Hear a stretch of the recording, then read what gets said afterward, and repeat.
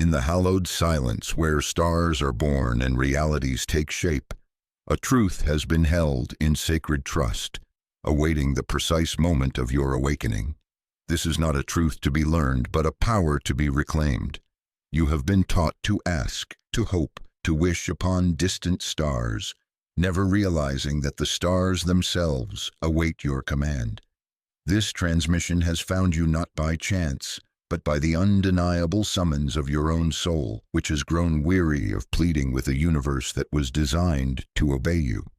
For centuries, this knowledge was the guarded secret of mystics, kings, and alchemists, those who understood that the fabric of reality is not fixed, but woven from the threads of consciousness itself.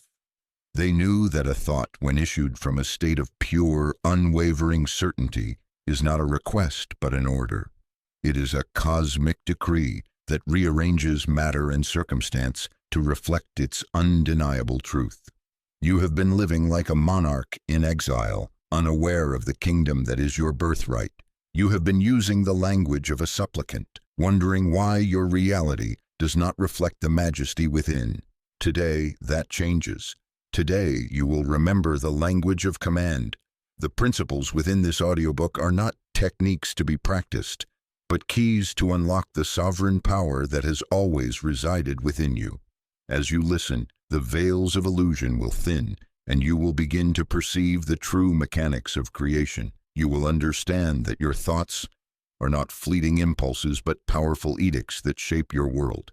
This is the moment you cease being a subject of your reality and become its sovereign. The universe is not waiting for your words. It is waiting for your command. In the heart of an ancient city, a scribe named Elias toiled day and night. His fingers stained with ink, his mind a fortress of meticulous plans.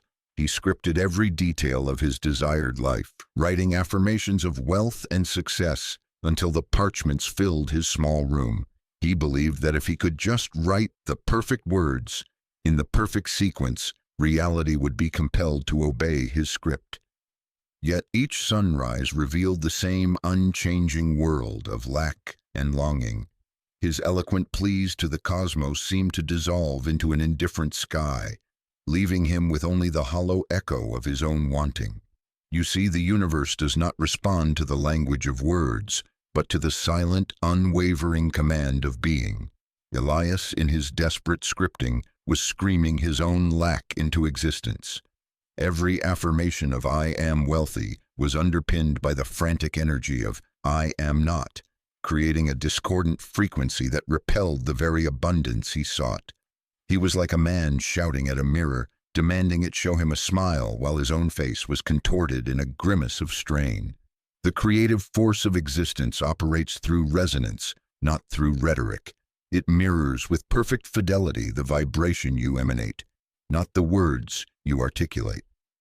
True command is born in silence, in the unshakable knowing that transcends all need for verbal repetition. It is a state of being so complete, so certain, that the universe has no choice but to conform to its reality.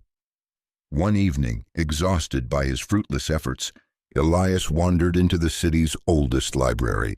There, an ancient librarian with eyes that held the wisdom of centuries watched him from across a dusty aisle. The librarian approached not with a book, but with a single unlit candle. "You have filled the world with words," the old man said, his voice a quiet rustle like turning pages, "but you have not yet learned to hold the light." In that moment, the elaborate structures of Elias's understanding collapsed. He saw that all his doing, all his writing, all his striving had been a denial of his own inherent power. He had been trying to convince the universe of a truth he himself did not fully embody. The power was not in the script, it was in the scribe. This wisdom now stands before you, illuminating the path you have walked. Your search for the right words, the perfect technique, the secret formula, has kept you from the simple, profound truth. Your thoughts become orders only when they arise from a state of being that requires no convincing. They are not requests sent out, but realities recognized within.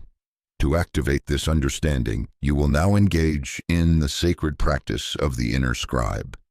Find a quiet space where you will be undisturbed. Instead of writing affirmations, take a blank page and a pen. Close your eyes and enter the feeling of your desire already fulfilled. Feel the quiet confidence, the deep peace, the unwavering certainty. Now, from that state of being, let a single potent word emerge in your mind. A word that encapsulates the essence of your fulfilled desire. It might be sovereignty, flow, radiance, or completion. Open your eyes and write only that one word in the center of the page. Gaze at it not as something to achieve, but as a reflection of who you now are. This is not an affirmation. It is an acknowledgement. It is the first step in shifting from asking to commanding, from scripting reality to being the reality from which all things are scripted. In a valley known for its master weavers, a young woman named Clara struggled at her loom. Her hands moved with technical perfection. Her patterns were intricate and her colors were vibrant, yet her tapestries felt lifeless. They lacked the intangible quality that made the work of the valley's masters sought after by kings and queens. She spent her days studying their techniques, her nights unraveling her own work in frustration, always believing that the secret lay in a more complex pattern or a rarer thread. What Clara did not understand is that the universe is woven not from threads of matter, but from strands of consciousness. Your reality is a grand tapestry, and your awareness is the loom upon which it is created. Every thought, every feeling, every belief you hold is a thread, and together they create the intricate design of your life's circumstances. Most people, like Clara, focus on manipulating the external threads, the actions, the words, the strategies, while ignoring the weaver, the silent consciousness that is the true source of creation. They try to reweave the tapestry from the outside, never realizing that the pattern is being projected from within. The master weavers of the valley held a secret that was never spoken, only known. They understood that the quality of a tapestry was determined not by the complexity of its design, but by the state of the weaver's soul as they worked. A weaver in a state of peace would create a tapestry that radiated tranquility. A weaver filled with joy would imbue their creation with a palpable light that uplifted all who beheld it. Their thoughts were not about the weaving. Their thoughts became the weaving. One afternoon, as Clara sat in despair, the oldest master of the valley, a woman whose tapestries were said to hold the light of the stars, approached her loom. She did not look at Clara's work. Instead, she placed a hand over Clara's heart. "The thread you seek," she whispered, "is not in your hands. It is here." In that instant, Clara's world shifted. She saw the truth. She had been trying to create beauty, but she had not been being beauty. She had been weaving stories of struggle, and her tapestries had faithfully reflected her inner turmoil. From that day forward, Clara's practice changed. Before touching a single thread, she would sit in silence, cultivating the precise feeling she wished to express. She would become the peace, the joy, the majesty she wanted to weave. Her hands then moved with a new intelligence, guided not by technique but by her state of being. Her tapestries began to glow with an inner luminescence, and soon patrons from across the land sought her work, not for its patterns, but for the transformative energy it held. This eternal principle is the key to your own power. You are the weaver of your reality. The circumstances of your life are not happening to you. They are being woven through you. To change the tapestry, you must change the weaver. Engage now in the practice of the inner loom. Close your eyes and become aware of the threads of your current reality. Notice the recurring patterns, the textures of your experiences. Do not judge them. Simply observe them as the current creation on your loom. Now, shift your focus from the tapestry to yourself, the weaver. What is the emotional state from which you are weaving? Is it anxiety, hope, scarcity. Choose a new state of being you wish to embody, perhaps serene confidence or radiant abundance. Cultivate this feeling until it fills your entire awareness. Feel yourself as this new weaver. Now turn your attention back to the loom and see in your mind's eye how the threads begin to change, how the pattern effortlessly reweaves itself to match your new inner state. You are not forcing the change. You are allowing it to emerge from the truth of who you now are. This is the art of conscious creation. In a wind-swept monastery perched on the highest peaks, a young monk named Leo dedicated himself to the art of archery. He practiced from dawn till dusk, his form perfect, his aim precise. He could hit the center of any target, yet the monastery's abbot, a master of Zen, would simply shake his head. "You hit the wood," the abbot would say, "but you have not yet touched the mark." Leo was perplexed. His arrows flew true, his results were measurable, but the master's approval remained elusive. He focused harder, controlled his breath more rigorously, and refined his technique until it was flawless. Still, the abbot remained unimpressed. "You have been taught that a thought is an action, a mental force you direct toward a target. This is the understanding of a novice. The truth that the abbot knew and that you are now ready to receive is that a thought is not an arrow you shoot, but the target itself. The universe does not bring you what you think about. It brings you what you are. When you focus on a desire, you create a separation between you, the archer, and the desire, the target. This separation is an illusion, but it is an illusion the universe will faithfully reflect, keeping your desire perpetually at a distance, a target you are always aiming for but never truly becoming. The master archer does not aim at the target. The master archer becomes one with the target. In that moment of unity, the arrow is released without thought, without effort, and it does not travel to the mark. It simply appears there, for there was never any separation to begin with. One day, the abbot took Leo to a secluded courtyard. He pointed to a single drop of dew on a lotus petal. "Do not shoot at it," the abbot instructed. "Become it." Leo stood for hours, his bow lowered. He ceased being the archer. He released his focus on the target. He let his own identity dissolve until his consciousness merged with the perfect, shimmering sphere of water. In that timeless moment of unity, an arrow left his bow, not by his will, but as a natural consequence of his being. It landed silently, splitting the dewdrop without disturbing the petal. The abbot smiled. "Now," he said, "you have touched the mark. Your desires are not targets to be hit. They are states of being to be embodied.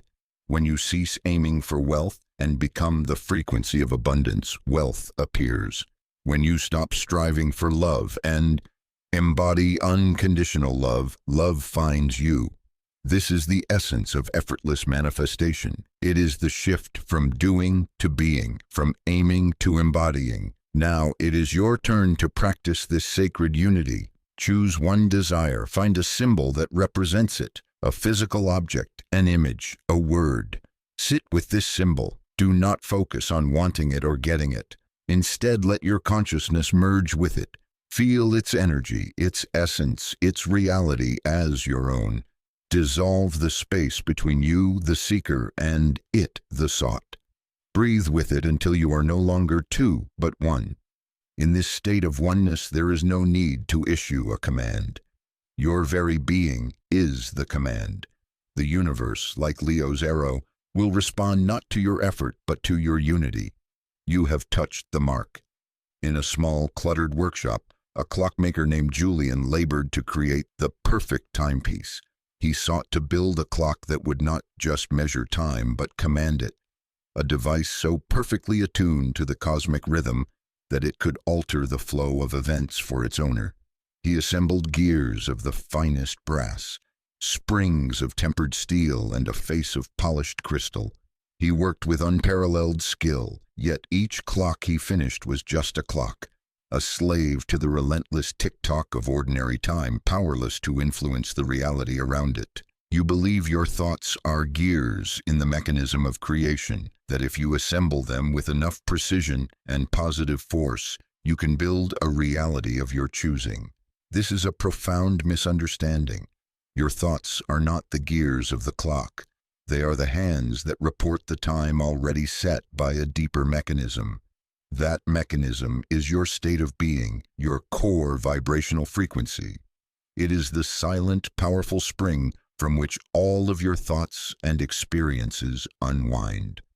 Julian's workshop was visited one day by a mysterious woman, a traveler who seemed to carry an aura of timelessness. She watched him work for a long while, her gaze serene. "You are trying to build a clock to change the world," she said, her voice soft yet carrying immense authority. "The masters of time do not build clocks. They become the rhythm." She held out her empty palm. "What time is it now?" she asked. Julian glanced at his latest creation. "It is 3 o'clock," he replied. The woman smiled. "For you, perhaps, but in my world, it is the moment of perfect opportunity." As she spoke, a courier burst into the workshop carrying a letter that offered Julian a royal commission he had dreamed of for years, an opportunity he thought had passed him by. The clock on the wall still read 3, but Julian's reality had just been fundamentally altered, not by a clock, but by the presence of someone who lived in a different time. This is the secret of sovereign creators. They do not try to manipulate the world with their thoughts.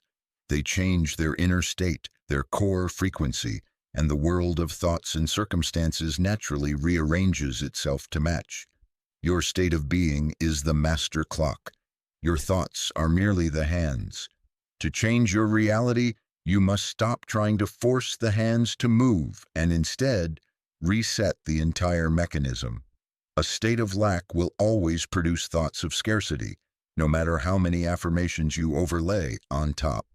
A state of abundance will naturally give rise to thoughts of prosperity and opportunity. You cannot think your way into a new reality. You must be your way into it. Engage now in the practice of the master frequency. Sit in a state of quiet contemplation. Become aware of your current state of being. Is it one of waiting, of striving, of quiet desperation? Acknowledge it without judgment. Now make a conscious choice. Choose to shift into a new state of being. Do not think about gratitude. Become gratitude. Do not visualize peace. Embody peace. Feel this new frequency in your bones, in your breath, in the space between your thoughts. This is not a mental exercise. It is an energetic transformation. Hold this new state. This is your new time. From this frequency, watch as your thoughts, like the hands of a clock, begin to report a new reality, a new set of possibilities, a new world that has been waiting for you to simply set the time. In the Grand Library of Alexandria, before its fall, there was said to be a chamber known as the Akashic Reading Room. It was not filled with scrolls or tablets, but with a single luminous crystal that pulsed with a soft inner light. The initiates, who were granted access, understood that this crystal was a conduit to the universal mind, a field of consciousness where every possibility, past, present, and future, existed simultaneously. They were taught not to ask the crystal questions, but to present it with a state of being. An initiate seeking wisdom would have to enter a state of profound knowing. One seeking healing had to embody perfect wholeness. The crystal did not grant their desires. It reflected the reality they brought before it. You live within this same Akashic field. Your reality is not a solid, fixed thing, but a fluid medium that crystallizes around the shape of your consciousness. The mistake of the unawakened is to see the world as a cause and their feelings as an effect. They believe that circumstances dictate their state of being. I will be happy when I get the job, they say. I will feel secure when I have the money. They are waiting for the world to give them a reason to feel good. The sovereign creator understands the reverse is true. Your state of being is the cause. The world is the effect. You do not wait for the crystal to show you abundance before you feel prosperous. You approach the crystal in a state of prosperity, and the crystal has no choice but to reflect the abundance that you are. A young cartographer named Marcus spent years trying to map a path to the mythical Isles of Fortune. He studied ancient charts, calculated celestial alignments, and interviewed sailors who claimed to have glimpsed its shores. Every map he drew, every route he planned, led to empty seas. One day, a storm washed his ship onto the shores of a small, uncharted island. There he met an old woman who lived in a simple hut. She listened to his tale of frustrated searching and then led him to a quiet lagoon. The water was as still and clear as glass. "Stop drawing maps of the sea," she said. "Become the island." Marcus was confused. "How can I become an island?" he asked. The woman gestured to the lagoon. "Your consciousness is like this water. When it is agitated with seeking, it can reflect nothing. When it is still, it reflects the sky, the trees, itself. Be still. Embody the feeling of having arrived. The Isles of Fortune are not a place you travel to. They are a vibration you become. When you are the island, the path to you becomes clear.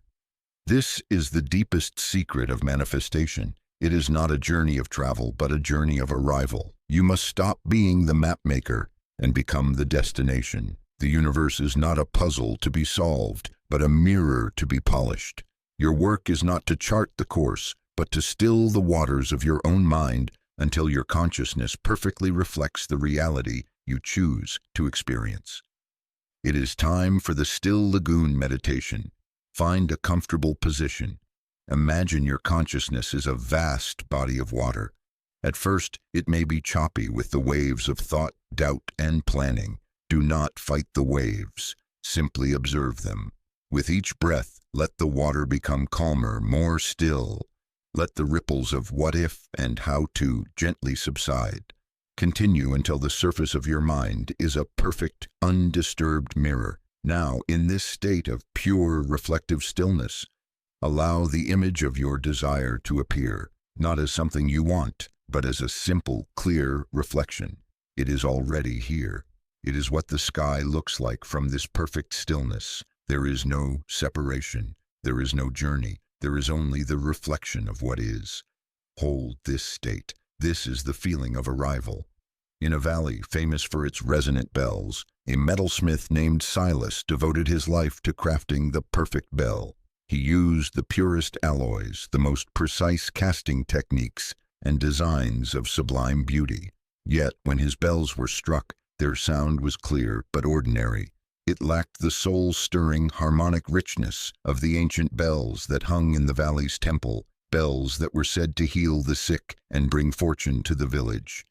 Silas believed the secret lay in the metal, the shape, or the inscription. He spent a lifetime chasing the physical form, never understanding that the secret was not in the bell, but in the silence it was designed to break.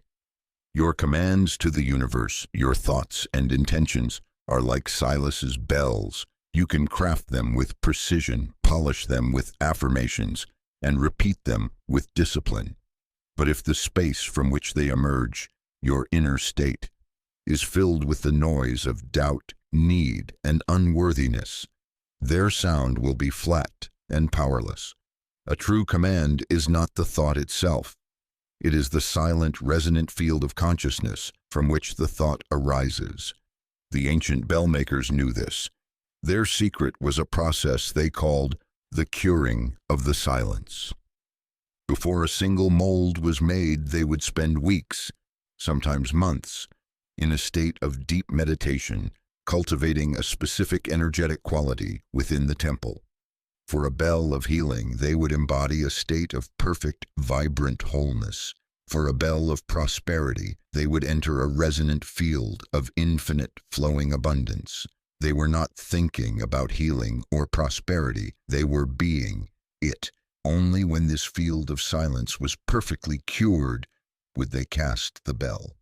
The metal, poured into that resonant silence, absorbed the frequency. Thus, when the bell was finally struck, it did not just make a sound, It released the powerful, curated silence it was born from. That was its magic.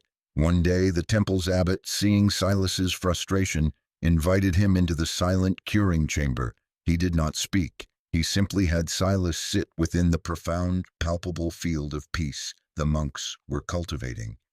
For the first time, Silas felt the power that preceded form.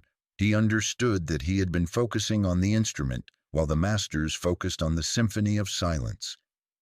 Your consciousness is this curing chamber. Your state of being is the resonant field. Your thoughts are the bells. To create powerful manifestations, you must first cure the silence from which your thoughts are cast. Stop focusing on polishing your affirmations and start cultivating the inner state that makes those affirmations an undeniable truth. This is the shift from begging for an echo to becoming the sound itself. Now engage in the practice of curing the silence. Identify the quality of the reality you wish to create. Is it serene confidence, joyful creativity, unshakable security? Sit in silence. Instead of thinking about this quality, begin to generate it as a feeling, a vibration within you. Let it be a silent hum beneath the surface of your thoughts. Expand this feeling until it fills your entire inner space. This is your resonant field. Now, from within this perfectly cured silence, allow a single thought, a single command to arise. Notice how it carries a new weight, a new power, a new resonance. It is no longer a request. It is a bell struck in a sacred temple, and its vibration reshapes the world. In the heart of an empire, a general named Cassian was renowned for his seemingly miraculous victories. His armies were often outnumbered, his supply lines stretched thin, yet he never lost a battle. Emperors and rivals studied his strategies, his formations, his logistical genius, trying to decipher his method. They found nothing unusual. His tactics were sound but conventional. The secret to his power was not found on any map or in any military manual. It was a practice known only to him and a handful of his closest officers. Before every battle, Cassian would not plan for victory. He would enter a state of being victorious. In his command tent, he would cease to be the general who hoped to win. He became the general who had already won. He would walk, speak, and issue orders from the unshakable reality of a battle already concluded in his favor. His officers, attuned to his frequency, would enter this same state. This collective field of certainty was so powerful, so coherent, that it radiated out onto the battlefield, creating a tangible effect on reality. Enemy soldiers would feel a sudden, inexplicable wave of doubt. Their formations would falter. Opportunities would spontaneously appear for Cassian's army, as if the universe itself was conspiring to validate the reality he had already established. You are the general of your life, and your circumstances are the battlefield. You have been taught to fight your battles, to struggle against your challenges, to plan for a victory you hope to achieve. This is the way of the novice. The master does not plan for victory. The master commands from victory. This is the principle of the assumed reality. The quantum field does not respond to your future intentions. It responds to your present state of being. When you assume the feeling, the posture, and the inner reality of your desire fulfilled, you are not pretending. You are selecting a parallel reality and pulling it into your physical experience. You are issuing a command from a state of completion, and this is the most powerful command you can issue. A young merchant named Lydia sought to understand this principle. She struggled in the marketplace, always feeling one step behind her competitors. She met an old, retired strategist who had once served in the imperial court. "You are trying to win the game," the old man told her. "Stop playing. Simply decide you have already won and act from that knowledge." Lydia was skeptical, but she tried it. Before entering the market, she would spend a moment in her carriage, not visualizing success, but embodying the feeling of a day of triumphant trade already completed. She walked into the market not as a hopeful seller, but as a celebrated merchant at the end of a perfect day. The shift was immediate. Customers were drawn to her stall. Favorable deals fell into her lap. Her competitors seemed to make uncharacteristic errors. She had not changed her wares or her prices. She had changed the reality from which she was operating. Now you will conduct the ritual of the command tent. Before you begin your day or before you face a significant challenge, find a quiet space. This is your command tent. Close your eyes. Do not visualize the process of achieving your goal. Jump directly to the end.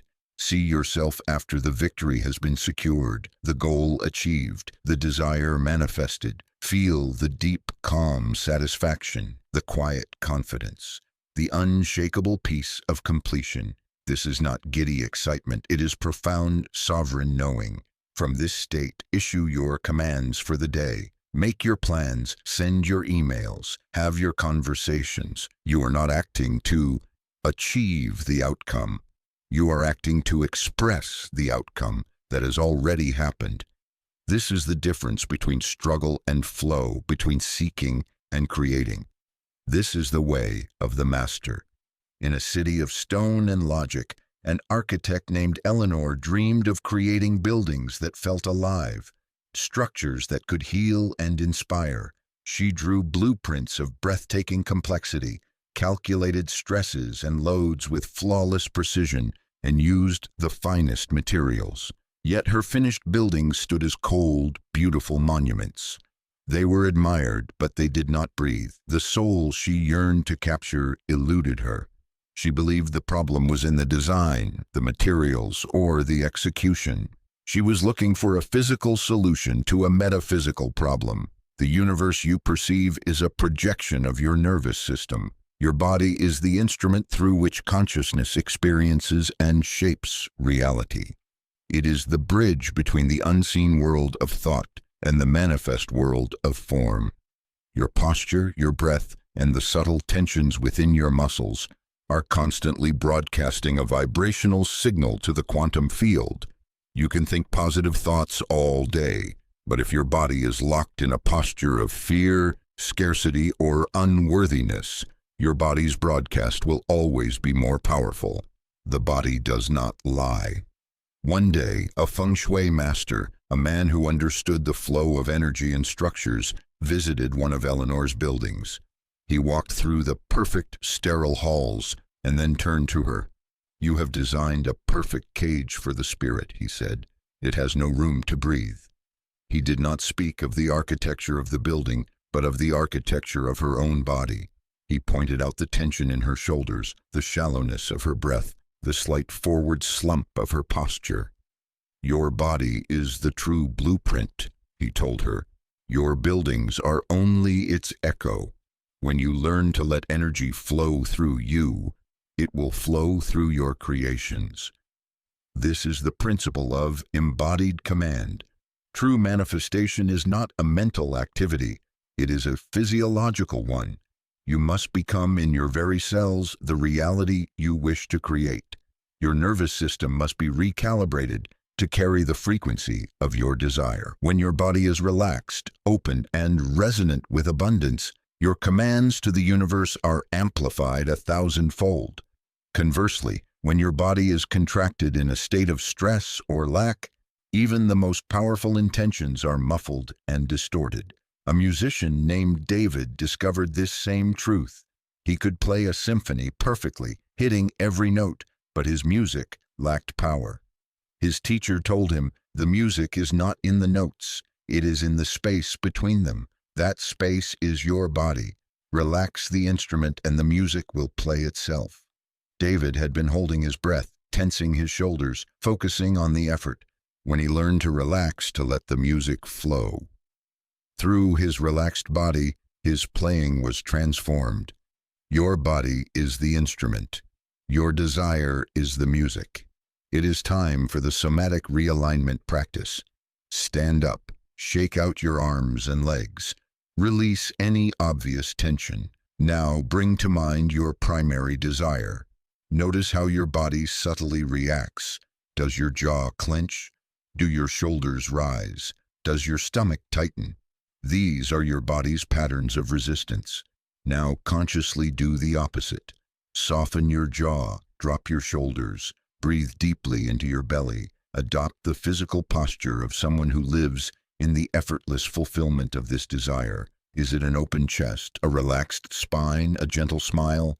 Hold this new posture. Breathe in this new reality. Your body is learning a new language. You are not just thinking a new thought. You are sending a new, powerful, and coherent signal from the very blueprint of your being. This is the command the universe hears most clearly. In a land parched by endless drought, the people prayed for rain, the shamans danced, the priests chanted, and the farmers made offerings. Yet the sky remained a brassy, unforgiving dome. The land grew cracked and brittle, and hope began to turn to dust. Among them lived a young woman named Lyra who did not pray for rain. She had learned a different way from her grandmother, a woman the village called a weather witch. Every morning, while others looked to the sky with desperate eyes, Lyra would take a single empty clay pot and walk to the center of her withered field. There she would sit and begin to feel the rain. She would feel the cool moisture on her skin, the scent of wet earth filling the air, the sound of drops pattering on leaves. She would feel the deep, quenching relief in the roots of the plants.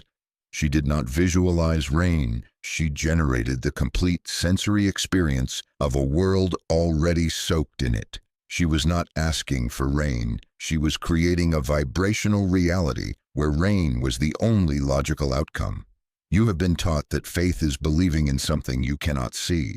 This is an incomplete truth. True creative faith is feeling the reality of what you have not yet witnessed with your physical senses. The universe is a sensory organism.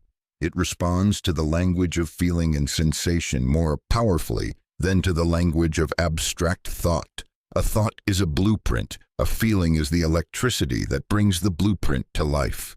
The people of the village saw Lyra's daily ritual as foolishness. "She is mad," they whispered. "Her pot is always empty." They could not see that she was filling her inner world so completely that the outer world would have no choice but to follow. One day, a traveling mystic, a man who understood the deeper laws, saw Lyra in her field. He approached her not with questions, but with a nod of profound respect. "The sky is not the source of the rain," he said. "You are." Days later, the clouds began to gather. A gentle rain began to fall, a rain that seemed to be drawn specifically to Lyra's field before spreading to the rest of the valley. The villagers celebrated it as a miracle. Lyra and the mystic knew it was simply the law of cause and effect operating on a level most do not perceive. Her sustained sensory reality had become a powerful energetic vortex, a command that the climate itself had to obey. This is the power of sensory manifestation. It is the art of moving beyond intellectual desire and into full-bodied, multi-sensory embodiment. Your imagination is not just for seeing images, it is for generating complete sensory realities. Now you will engage in the sensory immersion practice. Choose your desire, find a quiet place, close your eyes. Do not just see your desire fulfilled, be there. What do you smell? Is it the leather of a new car, the salt of the ocean air, the ink of a signed contract? What do you hear? Is it the laughter of a loved one, the applause of a crowd, the quiet hum of a prosperous business? What do you feel against your skin? The softness of fine clothes, the warmth of the sun in your dream location, the solid weight of a key in your hand? Build this sensory world with such detail and conviction that your nervous system accepts it as real. Linger here. This is not a fleeting visualization. This is a sustained act of creation. You are no longer praying for rain. You are dancing in the downpour. In the ancient city of Petra, carved from rose-red stone, a seeker named Alastair searched for the legendary Chamber of Echoes. It was said that any command spoken within this chamber would be amplified 1,000 times by the universe and manifest instantly. For years, Alistair explored forgotten tombs and treacherous cliffs, following cryptic clues left by those who had come before. He believed the chamber was a physical place, a hidden sanctuary with unique acoustic properties. He was searching for a tool, a location that held the power. He did not realize the chamber was not a place, but a state of consciousness. You have been searching for your own chamber of echoes. You have looked for it in affirmations, in vision boards, in gurus, in sacred sites. You have believed that the power to amplify your intentions lies somewhere outside of you. The truth is that your own belief system is the chamber of echoes.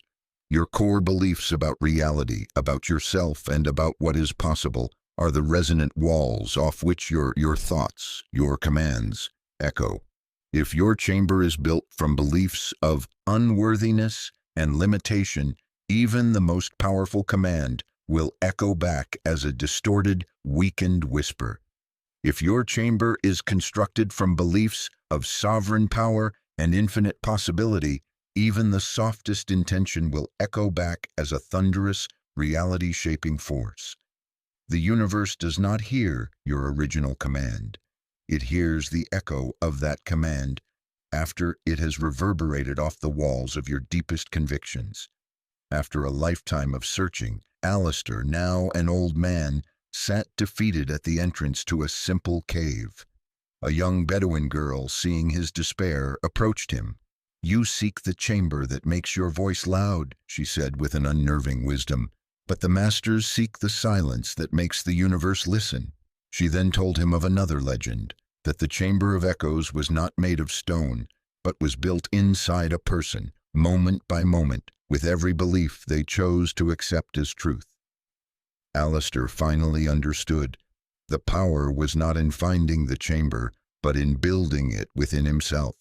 He had been looking for a shortcut, a place of power, when the work was to become the place of power.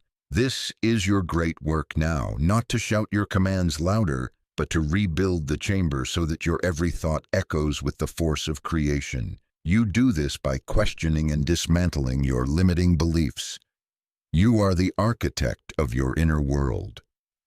The ritual of the resonant chamber. Take a piece of paper. On one side, write down a command or an intention. On the other side, write down every single belief you hold that contradicts it. Be brutally honest. I am not worthy. It's too hard. People like me don't get that. It will be taken away. These are the cracked and crumbling walls of your current chamber. Now, one by one, address each limiting belief. Hold it in your mind and ask, is this an absolute truth, or is it just a story I have learned? See it for what it is, an old inherited brick. Consciously decide to remove it from your chamber. In its place, install a new belief, a new resonant wall. My worth is inherent. Creation is effortless. I am the blueprint for success. What is mine eternally.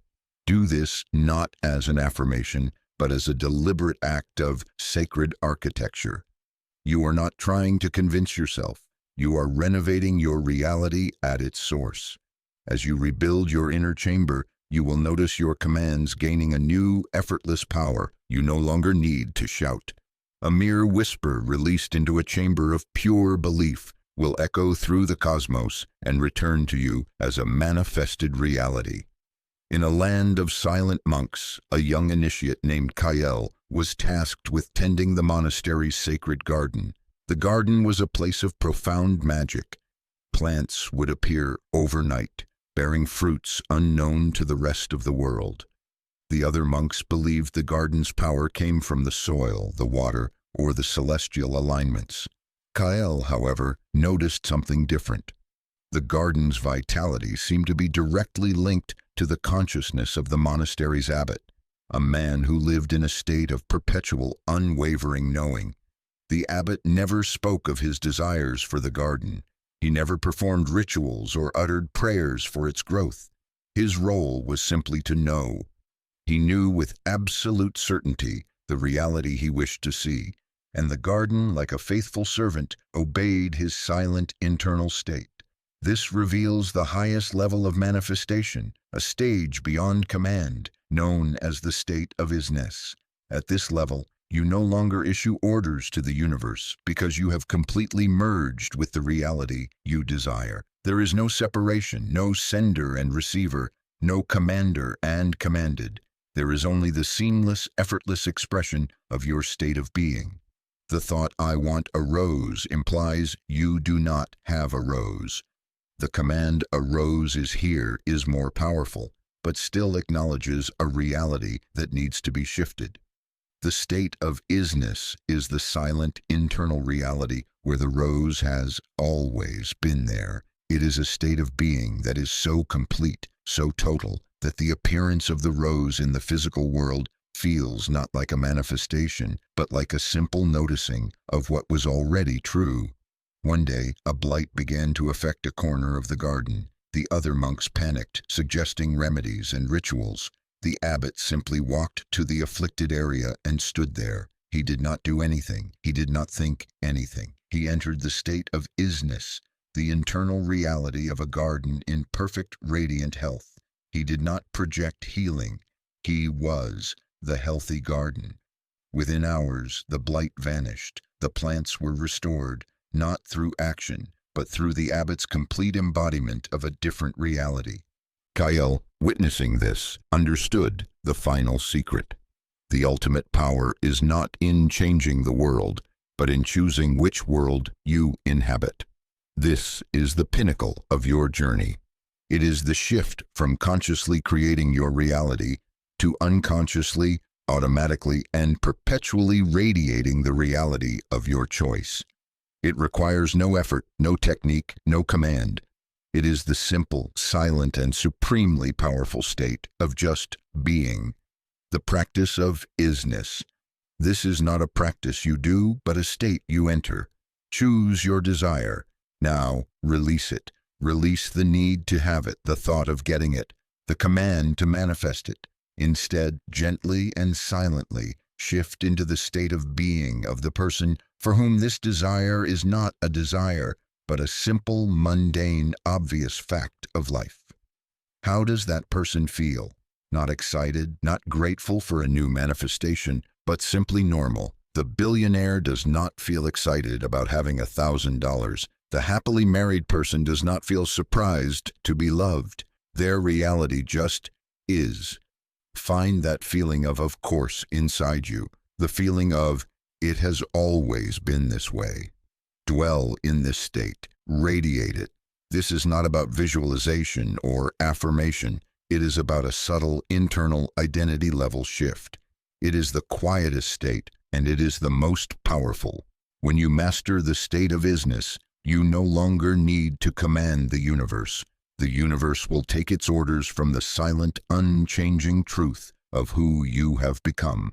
In the hushed archives of a forgotten monastery, a scholar named Beatrice discovered a peculiar manuscript. It was not a text of wisdom or a history, but a logbook. It detailed the creation of the monastery itself, but the entries were bizarre. An entry dated 1,000 years past might read, "The foundation stone is now known." An entry from yesterday might state, "The final spire is complete." The dates were nonsensical, the sequence illogical. The entire history of the building's creation was written as if it all happened in a single, timeless moment. Beatrice, a woman of logic, was about to dismiss it as the ravings of a mystic, until she felt the stones of the library around her. They hummed with an ancient power, a stability that defied their age. The manuscript was not a history, it was a command log. The founding monks had not built the monastery over centuries. They had commanded it into being from a state outside of time. This is the principle of quantum creation. The linear process of cause and effect, of planning and building, is the reality of the unawakened. The master creator operates from the quantum now, the timeless point where all possibilities exist. They do not build their reality step by step. They define the completed reality and allow the universe to orchestrate the how. You have been taught to set a goal and then chart a logical path to it. This is like trying to build a cathedral one pebble at a time. The sovereign creator does not focus on the path. They stand in the finished cathedral, feeling its vaulted ceilings, hearing the echoes of its choir, and knowing its solid reality. They establish the what with such unwavering certainty that the how is compelled to reveal itself. A young artist named Leo struggled to paint his masterpiece. He planned every brushstroke, mixed every color with scientific precision, and sketched the composition 100 times. His paintings were technically perfect but emotionally empty. One night, in a dream, he was visited by an old master. The master did not give him a lesson in technique. He simply said, "Do not paint the painting. Go to the gallery where it already hangs." Leo awoke with a jolt of understanding. He abandoned his sketches and his plans. He spent the next week not in his studio, but in meditation. He entered, in his mind, the great museum where his masterpiece was already being admired. He felt the hushed reverence of the crowd, read the plaque with his name on it, and felt the deep, quiet pride of the artist who has completed his great work. He lived in this end reality for 7 days. On the 8th day, he walked into his studio, picked up a brush, and in a single fluid session, the masterpiece poured out of him onto the canvas, effortlessly, perfectly, as if he were merely tracing something that already existed. This is your new method of creation. Stop being the builder and become the resident. Do not focus on the struggle of the journey. Live in the peace of the destination. The Quantum Residence Practice. Identify your desired creation. Now, for the next 24 hours, you will live as if it is already a done deal, a settled fact. This is not acting as if. It is an internal, energetic residency. When a thought of "how will I do this" arises, you will gently correct it to "how was this so beautifully done?" When a feeling of doubt emerges, you will replace it with the calm memory of its successful completion. You will speak, think, and feel from the perspective of the person who is looking back on their magnificent creation. This practice shifts your entire point of attraction. You are no longer signaling to the universe that you are in the process of building. You are signaling that you are in the state of having built. This is the command that collapses timelines and makes miracles the new normal. In a city where merchants prize secrets above all else, an old rug maker named Ishmael was said to possess the greatest secret of all. His rugs were not merely beautiful, they were said to change the fortunes of those who owned them. A rug placed in a struggling shop would suddenly bring a flood of customers. A rug in the home of a lonely person would attract a loving partner. The wealthiest merchants tried to buy his secret, but Ishmael would only smile. "The secret is not woven into the rug," he would say. "It is woven into the space where the rug is not." He was speaking of the law of the sacred vacuum. This is one of the most potent and misunderstood laws of creation. The universe abhors a vacuum. When you create a deliberate, conscious, and sacred space for something in your life, the universe will rush to fill it. Most people do the opposite. They try to acquire the desire first, hoping it will somehow fit into their already cluttered life. They want a new relationship but have no space in their heart or their schedule. They want wealth, but their mind is filled with thoughts of scarcity, and their hands are clenched tight around what little they have. They are trying to pour new wine into full bottles. The master creator prepares the space. First, they create a vacuum with such faith and intention that the desire is pulled into their reality, not pushed by them. A woman named Ilara learned this from Ishmael. She yearned for a partner to share her life, but her small home was filled to the brim with her own belongings. Her closet was packed, her bed was always slept in on one side, and her life had no room for another. Ishmael told her, "Prepare the home for the guest, and the guest will arrive." Ilara was skeptical, but she followed his advice.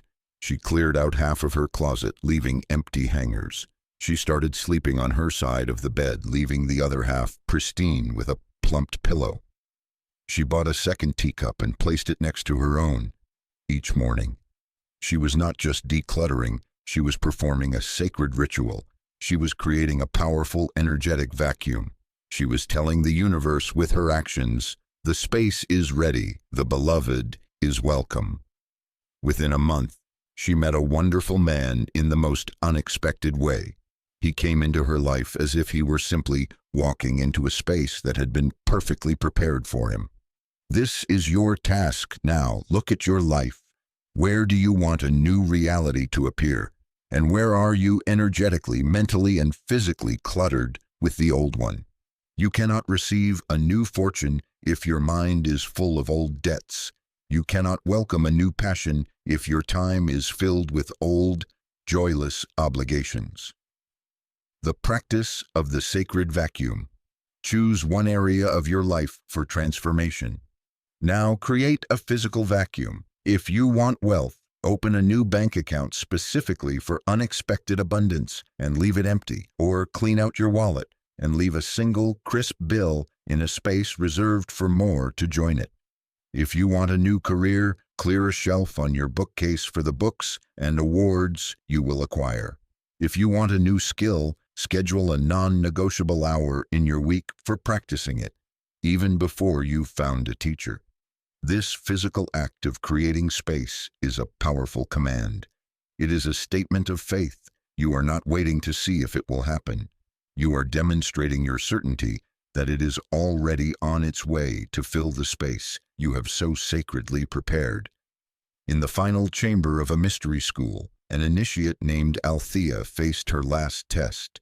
The chamber was bare except for a single perfect, unblemished pearl resting on a pedestal of black obsidian.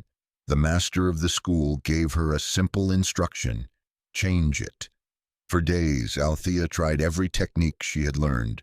She projected energy at the pearl. She visualized it changing color. She spoke commands for it to transform into a diamond. The pearl remained unchanged, its silent perfection a mockery of her efforts.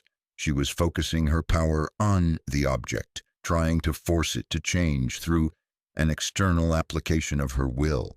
This is how the novice operates. They see reality as something out there to be manipulated. The final initiation, the one you are now undergoing, is the realization that you cannot change the pearl. You must change the observer. Exhausted and defeated, Althea finally surrendered. She ceased all her efforts. She simply sat with the pearl, breathing with it, until the separation between her and it dissolved. In the deep stillness of this union, a thought arose in her, not as a command, but as a simple recognition of truth. I am diamond. In that instant, she did not look at the pedestal. She knew. When she finally opened her eyes, a flawless diamond sat where the pearl had been. It had not transformed. Reality had simply rearranged itself to match the truth of her new identity. This is the principle of identity-level creation. It is the understanding that your reality is a direct printout of your I am.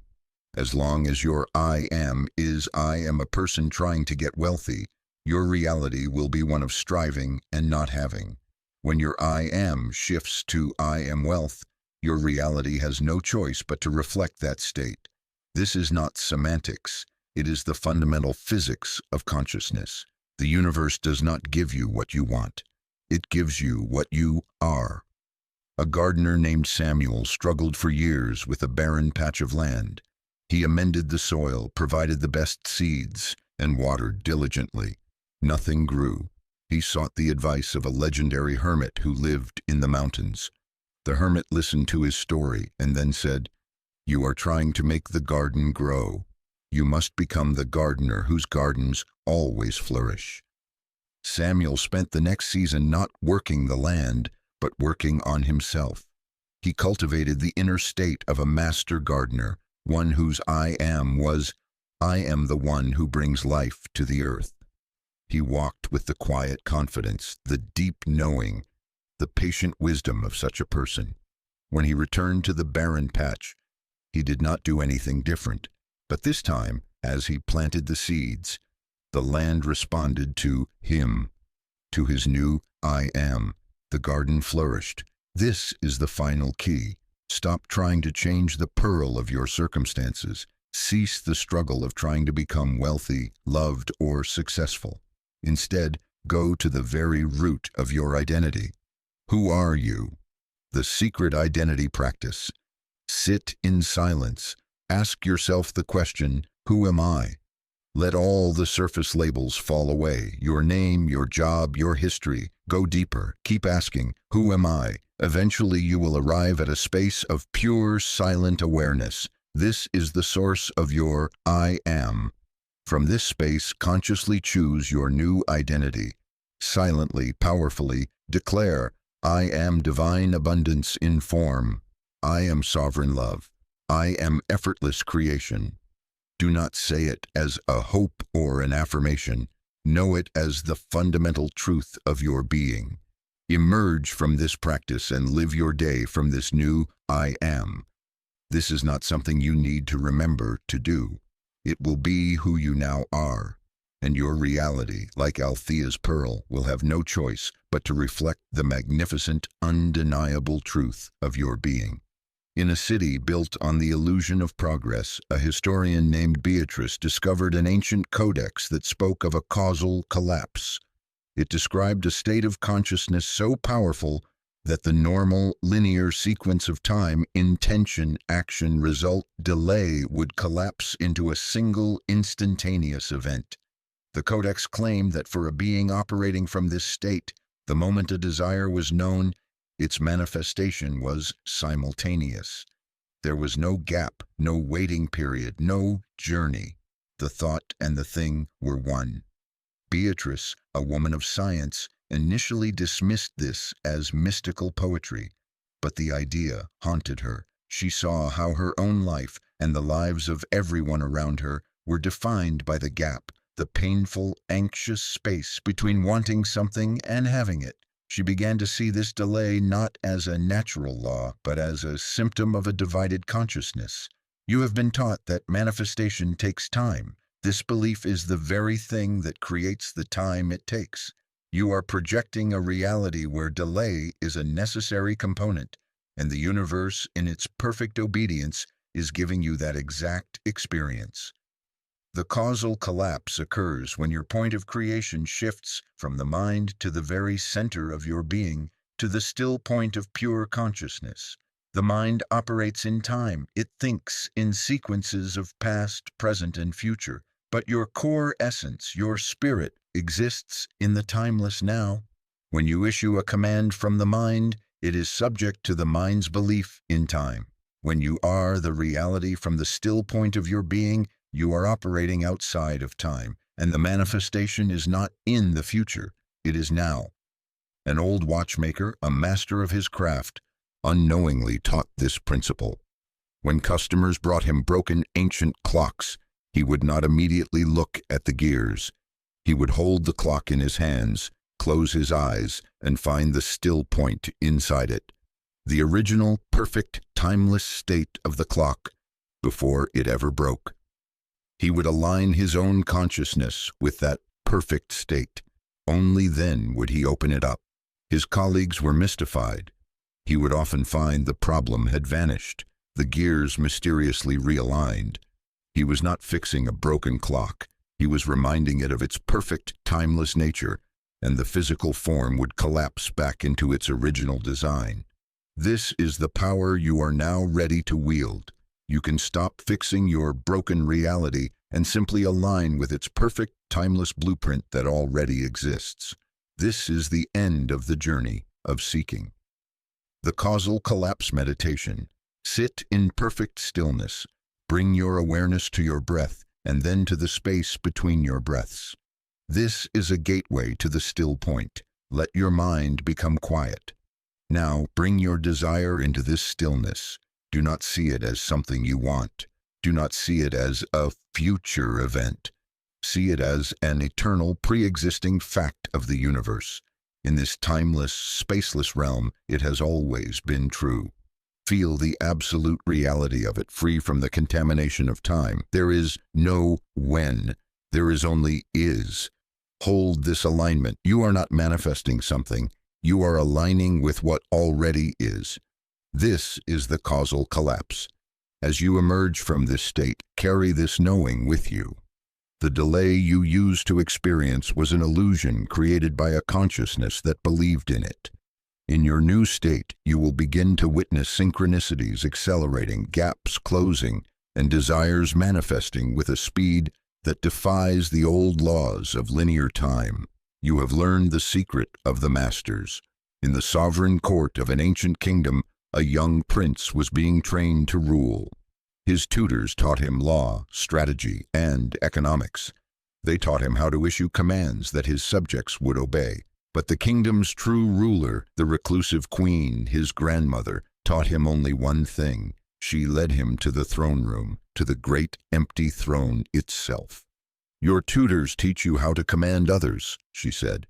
"I will teach you how to command reality. They are not the same." She explained that a command to a person can be disobeyed. It is subject to their will, their mood, their loyalty. But a command issued from the throne of sovereign consciousness is a universal law. It cannot be disobeyed because there is no one to disobey it. The universe is not a subject. It is a mirror. The mistake of weak rulers, she said, is that they issue their commands to the kingdom. A sovereign ruler issues their command as the kingdom. This is the final distinction. As long as you see yourself as a commander issuing orders to a separate universe, there is a possibility of failure, of delay, of disobedience. You are still operating from a duality. The ultimate state of power is when you and the universe are one. Your command is not an external act. It is an internal shift in the state of the entire system, because you are the entire system. A master gardener does not command a seed to grow. The gardener is the intelligence within the seed, the nourishment in the soil, and the light from the sun all at once. The growth is not a response to a command. It is the expression of a unified being. This is the throne of consciousness. It is not a place of egoic power over others. It is the seat of your divine authority as a co-creator of reality. From this throne, your desire is not something you are trying to manifest out there. It is a modification of the state of in here, and the out there instantly reconfigures to match. The enthronement ritual. Find your sacred space. In your mind, construct a throne. It can be simple or ornate, but it must feel like the absolute center of your universe, the seat of your power. See yourself approaching this throne. This is not an act of arrogance, but of remembrance of your true nature. Take your seat. Feel the power of the universe flowing through you. You are not a small self on the throne. You are the consciousness of the cosmos itself, experiencing reality through this human focal point. From this throne, do not issue a command. Simply choose a new reality. Choose it as you would choose a new set of robes. With a simple, silent, effortless decision, you decide, the state of my kingdom is now one of profound peace and infinite abundance. Feel this new state permeate everything. It is not a future goal. It is the current absolute law of the land. There is no one to argue, no force to resist. It simply is. Live your day from this throne. You may leave the room, but you never leave the seat of your power. When faced with a challenge, you do not react from the periphery. You respond from the center, from the throne, simply by reaffirming the immutable law of your chosen reality. This is the end of the path of manifestation and the beginning of the life of a sovereign creator. You no longer command the mirror. You have become the one who is flawlessly reflected. In a valley that lay hidden by mists, a society of silent architects existed. They did not build with stone or wood, but with consciousness itself. They were the keepers of the primal blueprint, the original energetic template from which all physical reality is patterned. They understood that the world you see is a secondary creation, an echo of a more fundamental design. When something in the physical world was flawed, a withered crop, a collapsing bridge, they did not try to fix the physical object. That, to them, was like trying to fix a reflection in a mirror by polishing the glass. Instead, they would enter a state of deep communion and journey to the primal blueprint. There they would find the energetic signature of the crop or the bridge and, with focused intention, restore it to its original perfect design. Once the blueprint was corrected, the physical manifestation would inevitably and often miraculously follow suit, realigning itself with its perfected pattern. You have been living your life trying to repair the reflection. You have been struggling with the effects, the lack of money, the difficult relationships, the poor health, while ignoring the cause, which lies in the blueprint of your own consciousness. Every persistent, unwanted circumstance in your life corresponds to a flawed pattern in your personal energetic blueprint. These flaws are your limiting beliefs, your ancestral traumas, your vows of unworthiness. No amount of external effort can create lasting change until you correct the design at its source. A young healer named Elena came to the silent architects, frustrated by her inability to heal a persistent ailment in her own body. She had used every herb, every prayer, every physical therapy known. The architects led her to their meditation chamber. "Show us the blueprint of your body," they communicated without words. As Elena quieted her mind, she was guided to perceive her own energetic template. She saw it as a luminous, human-shaped pattern of light. And there, in the area of her ailment, she saw a knot, a distortion in the light, a place where the energy was tangled and dim. It was a belief inherited from a distant ancestor that she did not deserve perfect health. The architects did not touch her body. They guided her in the work of untangling that energetic knot in the blueprint. They helped her release the old belief and flood the template with the light of her inherent worthiness. She spent days in this internal work.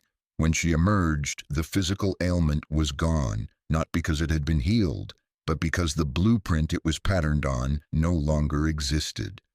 This is the deepest level of creation. It is the understanding that you are the architect of your own energetic template. Your sacred work is to find the flaws in your current blueprint and restore them to their original divine perfection. The Blueprint Restoration Practice. Enter a state of deep meditation. Ask your higher self to reveal to you the energetic blueprint of the area of your life you wish to transform. See it in your mind's eye as a luminous geometric pattern. Do not judge what you see. Simply observe. Now scan this blueprint for any knots, shadows, or distortions. These are the core beliefs causing the unwanted physical manifestation. When you find one, do not fight it. Surround it with the light of your loving awareness. Thank it for the lesson it has taught you, and then, with the power of your sovereign will, command it to dissolve and return to its original, perfect state. See the knot untangle. See the shadow fill with light. See the pattern restore itself to a state of radiant, harmonious geometry. Do this work consistently. This is not a quick fix. It is the sacred and ongoing work of a master creator. You are not just solving a problem. You are upgrading the very operating system of your reality. As you perfect your blueprint, your physical world will have no choice but to follow, creating a life that is a flawless reflection of your own inner divinity. In the heart of a timeless desert, there is a place the nomads call the Singing Sands. When the wind blows, the dunes do not just shift. They emit a low, resonant hum, a single, perfect chord that seems to tune the very atmosphere. The nomads know that when a person's heart is troubled, they must go and sit with the Singing Sands. They are instructed not to speak, not to pray, not to ask for anything. Their only task is to listen, to let the perfect, unwavering frequency of the desert seep into their being until their own chaotic energy field attunes to it. When their inner state matches the resonance of the sands, their problems dissolve, not because they have been solved, but because they can no longer exist in that new, harmonious frequency. You have reached the final stage of your initiation. You have learned to command, to embody, to become. Now you must learn the art of resonance. The universe is not a servant to be ordered, but a vast, resonant instrument waiting to be tuned. The most powerful creator does not impose their will upon the world. They bring themselves into such perfect, harmonious resonance with their desire that the world retunes itself around them. A composer named Sebastian struggled for years to write his magnum opus. He forced melodies, he wrestled with harmonies, but the music felt contrived. One day he abandoned his piano and walked into an ancient forest. He sat among the trees and simply listened. He listened to the rustle of the leaves, the song of the birds, the hum of the earth. He did not try to capture the sounds. He let his own being attune to the forest's symphony. He became one with its harmony. When he returned to his studio, the magnum opus was not something he wrote. It was something that flowed through him, a perfect expression of the resonance he had embodied. His work was not to create the music, but to become the instrument through which the music of the forest could play itself. This is the principle of harmonic resonance. It is the understanding that your desired reality already exists as a specific frequency in the symphony of the cosmos. Your task is not to create it from scratch, but to tune the instrument of your being, your thoughts, your emotions, your body, to that exact frequency. When you achieve perfect resonance, the reality does not come to you. You find that you are and always have been in it. The tuning fork practice. Find an object that represents the energetic frequency of your fulfilled desire. It could be a piece of music, a photograph, a scent, a crystal. This is your tuning fork. Sit with this object. Do not focus on wanting what it represents. Focus on its vibration. Let its frequency permeate your being. If it is music, let it vibrate in your cells. If it is an image, let its colors and light fill your inner vision. Your only job is to match its resonance. Let go of all other thoughts, all other feelings. Just be with the frequency, hum with it, breathe with it, become it. In this state of pure harmonic resonance, you are no longer a seeker. You are a note in the perfect chord of creation. You are not asking the universe for anything. You are contributing your unique, beautiful, and powerful tone to its eternal symphony. And the universe, in turn, orchestrates a reality around you that is in perfect harmony with the song you have become. In the quiet solitude of a mountaintop observatory, an astronomer named Evelyn spent her nights gazing at the stars. She was not charting them or naming them in the way of her colleagues. She was engaged in a practice taught to her by a lineage of cosmic whisperers. They believed that a human heart, when brought into a state of pure coherence, could communicate with the intelligence of celestial bodies. Evelyn's practice was simple. She would select a single distant star. She would then enter a state of deep meditation, quieting her own mental chatter until all that remained was a profound, open, listening stillness.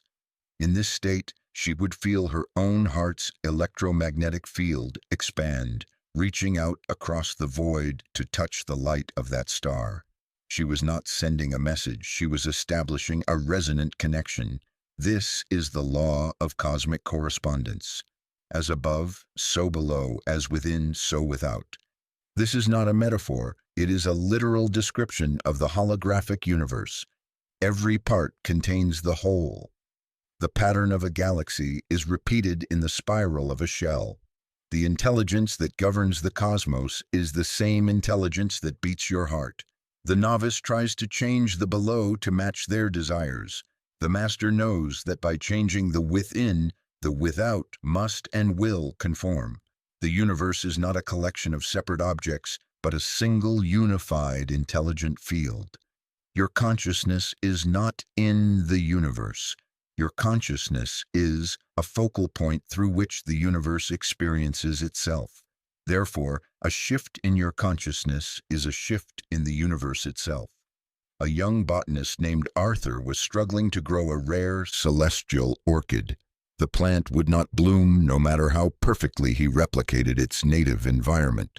He sought the counsel of a village elder, a woman who was said to be able to speak with plants. She looked at his elaborate greenhouse and then at Arthur. "You have given the plant the world it needs," she said, "but you have not given it the sky." She taught him to sit with the plant each evening, and instead of focusing on the plant, he was to focus on the star that shone most brightly above his greenhouse. He was to feel the starlight in his own body, to become a conduit for its cosmic energy, and let that energy flow from him to the plant. He was to create a correspondence between the celestial and the terrestrial. Within a week, the orchid produced a bloom of such unearthly beauty and fragrance that it seemed to hold the light of the stars within its petals. Your desires are like this celestial orchid. You can try to force them to bloom with earthly efforts, but they will only truly flourish when you connect them to their cosmic counterpart. The Celestial Attunement Ritual. Go outside at night and find a star that calls to you. It doesn't matter which one. Trust your intuition. Stand or sit comfortably and gaze at it. Breathe in its light. Imagine its ancient, steady, powerful energy flowing into your body, filling every cell. Now, bring your desire to mind.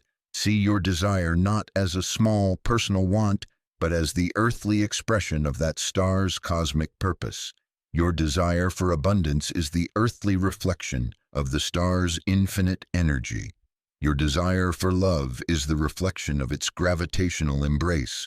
Your desire for wisdom is the reflection of its unwavering light. Forge this link. Hold the feeling of the star's energy and your desire's energy as one and the same. You are not asking the star for help. You are acknowledging your shared essence. You are remembering that the power that lights up the heavens is the same power that fuels your heart. In a library carved from a single giant crystal, a keeper of lore named Theron guarded a book known as the Lexicon of Being. Unlike other books, it contained no words. Its pages were mirrors. When an unprepared person looked into it, they saw only their own confused reflection. But when one who had been initiated looked into its pages, they saw the fundamental grammar of reality. They saw that reality is a language, and that its primary syntax is the statement, "I am." The lexicon taught that the universe does not process negatives. It does not understand, "I am not poor." It only hears the core statement, "I am poor." It doesn't register, "I don't want to be lonely." It crystallizes reality around the core vibration, "I am lonely." This is why affirmations that try to deny a negative state often fail or even backfire. They are spoken from the very reality they are trying to negate, thus reinforcing it. Your subconscious mind and the universal mind, it is connected to operate on this literal symbolic level. They take your core "I am" statement as a direct, undeniable command for what reality should be. The power of creation, therefore, lies not in what you want to change, but in what you declare yourself to be, right now, without evidence. A sculptor named Isolde struggled to create a statue of perfect beauty. She would start with a block of marble and try to chip away everything that was not beautiful, but each chip was an act of judgment, a focus on the negative, and the more she focused on what she didn't want, the more flawed and lifeless her statues became. One day she abandoned this method. She took a new block of marble. She did not try to remove the flaws. She simply stood before it and held in her mind, with absolute certainty, the "I am" of the finished masterpiece. She became one with its perfect final form. She stated, "I am the living beauty within this stone." From that state, her hands moved differently. She was not chipping away the negative, she was revealing the positive. She was not fighting the stone, she was cooperating with the "I am" she had declared. The resulting statue was a masterpiece that seemed to breathe. This is the shift you must now make. Stop focusing on what you are not, on what you don't want, on what you want to get rid of. This only strengthens it. You must withdraw your energy from the unwanted reality and place it completely and utterly on the new I am you choose to inhabit. The declaration of being. This is not a practice of repetition, but of a single, powerful, definitive declaration. Stand before a mirror, look into your own eyes. Let go of the story of who you have been. Let go of the evidence of your current reality. Take a deep breath and from the deepest core of your being, make a new declaration. Choose your I am statement. Make it positive, present, and absolute. For example, I am the living embodiment of infinite abundance. I am radiant health and vitality. I am the source of sovereign and unconditional love. Speak it once. Speak it as a fact that has always been true, a fact you have simply forgotten until this moment. Feel the universe shift to accommodate this new fundamental law of your being. Do not repeat it like an affirmation. You have stated the law. Now, your only job is to live from it. The echo of this one true declaration will be enough to reshape your world. In the heart of an ancient forest grew a single tree known as the world ash. It was said that its roots drank from the well of the past, and its branches reached into the skies of the future. The druids who guarded this tree knew a profound secret of creation. To manifest a new future, one must first heal the past that is feeding the present. They understood that reality is not a series of disconnected moments, but a continuous flowing river. The water that passes you now was once upstream. Your current circumstances are the downstream effect of past causes, your own, your ancestors, and your collectives. You cannot create a clean, clear future if the river flowing towards you is polluted with unresolved energies from the past. Most people try to manifest by focusing only on the future, by building a beautiful dam downstream. They visualize their goals and affirm their desires, but they are constantly fighting against the powerful, contaminated current of their own unresolved history. This is why their efforts are so exhausting and their results so temporary. The dam eventually breaks. The true master of reality does not fight the current. They go upstream to purify the source. A young woman named Maeve was haunted by a recurring pattern of financial loss. No matter how much she earned, she would lose it through unexpected crises or poor decisions. She tried every future-focused manifestation technique, but the pattern persisted. She sought the wisdom of a druid priestess. The priestess did not give her an affirmation for wealth. She guided Maeve on a journey into her own history, into the well of her past. There, Maeve discovered a deep-seated, inherited belief from an ancestor who had lost everything and concluded that to have is to lose. This belief was the polluted source feeding the river of her life. The priestess taught Maeve a ritual of healing and release. Maeve did not try to deny the ancestor's pain. She honored it, thanked it for the lesson in survival it had once provided, and then, as a sovereign creator, she released that belief from her lineage. She purified the source. She did not focus on her future wealth. She focused on healing her relationship with her past. When she returned to her life, the pattern was broken. Wealth began to flow to her, and for the first time, it stayed. It had a clean, clear river to flow in. This is your sacred work now. You must become a healer of your own timeline. The timeline purification ritual. Find a quiet space and time. In your journal, identify a persistent, unwanted pattern in your life. Now, close your eyes and ask your higher self to guide you upstream in your timeline to the original event, the source belief that set this pattern in motion. It may be from your childhood, from a past life, or from an ancestor. Trust what comes. Do not relive the trauma. Observe it with compassionate detachment as the druid observes the forest. See the belief that was formed in that moment. Now, from your present place of power and wisdom, send healing back to that moment. Surround that younger self or that ancestor with golden light. Give them the wisdom and resources they did not have then. Let them know they are safe, and that the limiting belief they formed is no longer needed. Consciously declare the old pattern complete and dissolved. Feel the river of your life begin to flow clean and pure from that healed source. This is not about changing the past. It is about changing the past's influence on the now. By purifying the source, you effortlessly change the course of the river, and a new, abundant future naturally flows to you.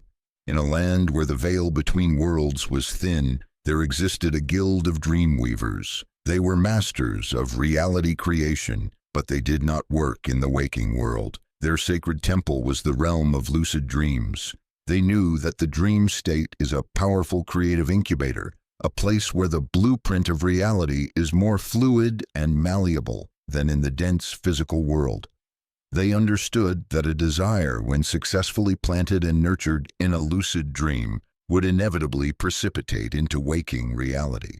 The principle is this: your subconscious mind cannot distinguish between a vividly imagined experience and a real one. A lucid dream, a dream in which you are aware that you are dreaming, is the most vivid imaginative environment possible. When you perform an action or achieve a goal in a lucid dream, your subconscious mind accepts it as a completed reality. It rewoes its neural pathways and alters your vibrational set point to match that of the person who has already achieved it. This sends an incredibly powerful and coherent signal to the quantum field. A novice dreamweaver named Finn wanted to overcome his crippling fear of public speaking. In his waking life, he would freeze up, his mind blank. He spent a month training himself in the art of lucid dreaming. Once he could reliably become conscious within his dreams, he set his intention. The next time he was lucid, he would find himself on a stage, in front of a vast audience. The first few times, even in the dream, he felt the old fear, but because he knew he was dreaming, he also knew he was safe.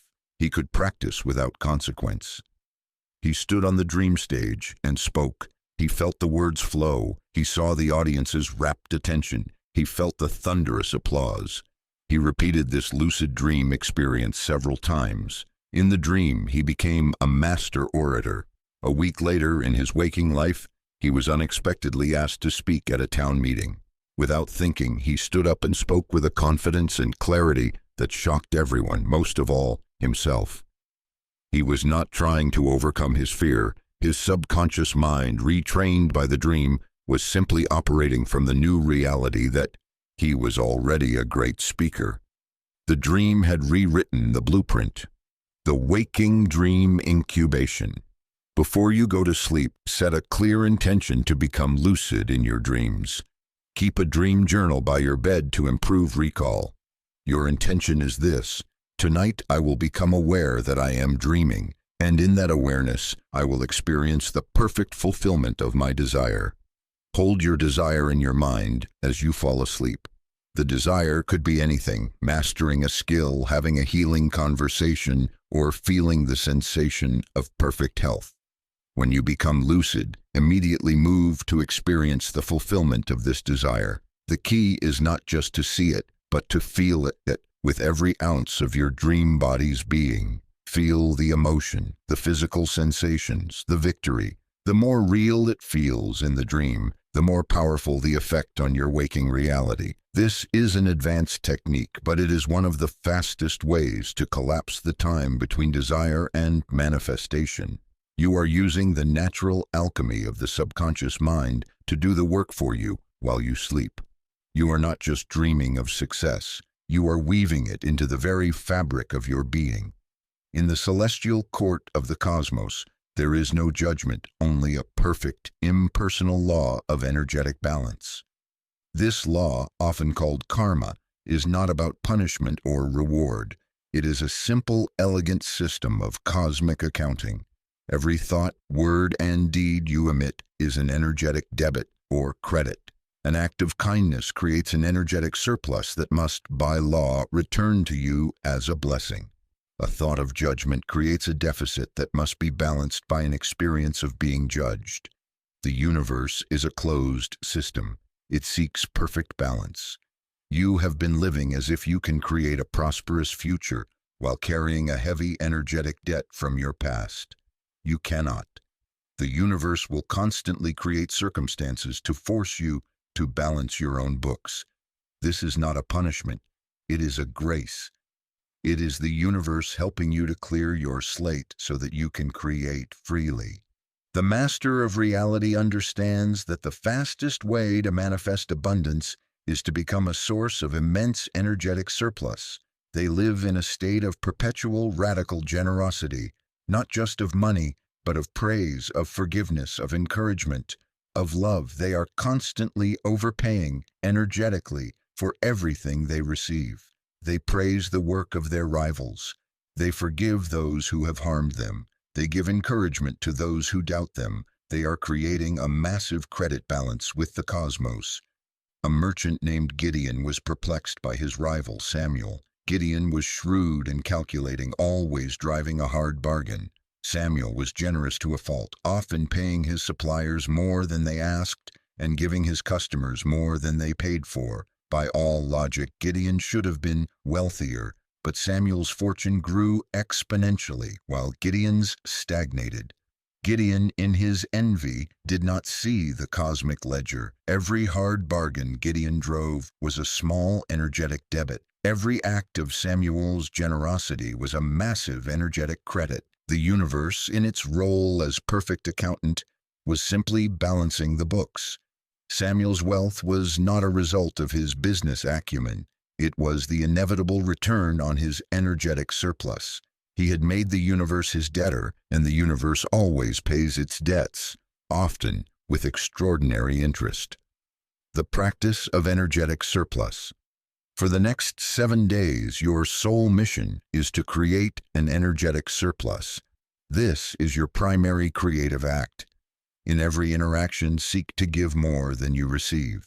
This does not mean financial giving, though it can. It means give praise where none is expected. Give forgiveness where it is not asked for. Give your full, undivided, loving attention to someone. Share your wisdom freely. Silently bless the people you pass on the street. Do these things secretly, without any desire for recognition or return.